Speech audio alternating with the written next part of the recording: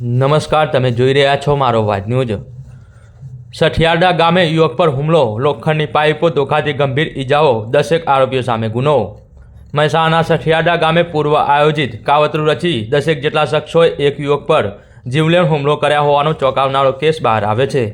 ફરિયાદ મુજબ જસવંતજી દીવાનજી રામસંગી, ઉંમર વર્ષ 27, રહે સઠિયારડા ચામુંડાનગર સોસાયટીના ભાઈ જયેશ દીવાનજી, ઉંમર વર્ષ 23 પર લોખંડની પાઇપો અને ધોકાથી હુમલો કરવામાં આવ્યો હતો।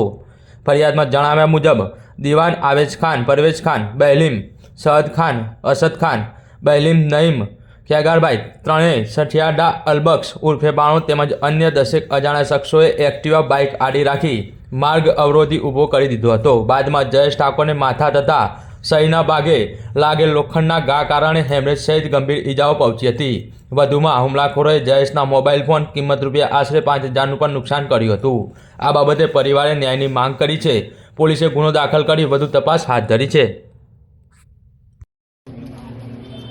આજે આપણા સઠિયારા ગામમાં હિન્દુ ઠાકોર સમાજના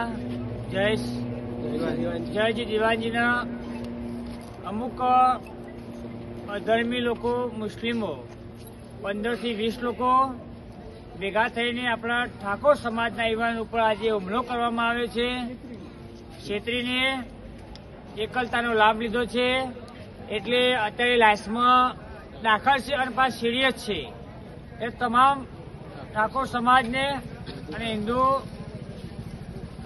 હિન્દુ સંગઠન ચાલતા હોય તમામને અપીલ કરું છું કે લાશમાં અત્યારે ભાઈ દાખલ છે, સિરિયસ છે, તો ભાઈને આપણે મદદ કરવાની। બોલો। મહેસાણા જિલ્લાના સઠિયારડા ગામના અંદર જયેશજી ઠાકોર કે જે એમની ઉંમર 20-22 વર્ષના છે, એમના ઉપર કેટલાક અસામાજિક વિધર્મી લોકોએ 20-25ના ટોળા સાથે અચાનક હુમલો કર્યો છે અને એમને ગંભીર રીતે ઘાયલ કર્યા છે અને અત્યારે સિરિયસ છે અને લાયન્સ હોસ્પિટલમાં અત્યારે સારવાર હેઠળ છે। અત્યારે એમની પરિસ્થિતિ જોતાં એમનું ઓપરેશન અત્યારે ચાલુ છે। એમના પરિવાર સાથે અત્યારે મુલાકાત લીધી।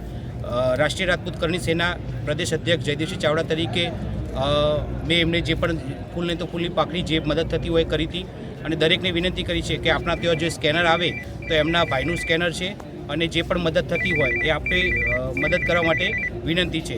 તેમજ મહેસાણાના પોલીસ તંત્રને અને વહીવટતંત્રને અમે વિનંતી કરીએ છીએ કે આ અમારા ધૈર્યનો પરીક્ષા ના લે। આ જે આરોપીઓ ખરા એમને જે અમારા સમાજ ઉપર ઘાતકી હુમલો કર્યો છે, કોઈપણ સંજોગોમાં આ ચલાવી નહીં લેવાય। આ આરોપીઓ ખરા એમનું સરઘસ નીકળવું જોઈએ। તેમજ જે રીતે બીજા રાજ્યોના અંદર બુલડોઝર અને જેસીબી નાખીને એમના ઘર પાડી દે છે આવા અસામાજિક તત્વોના, એ રીતે આ જે આરોપીઓ ખરા એમના ઘર પણ પાડી દેવા જોઈએ એવી અમે સરકારને વિનંતી કરીએ છીએ।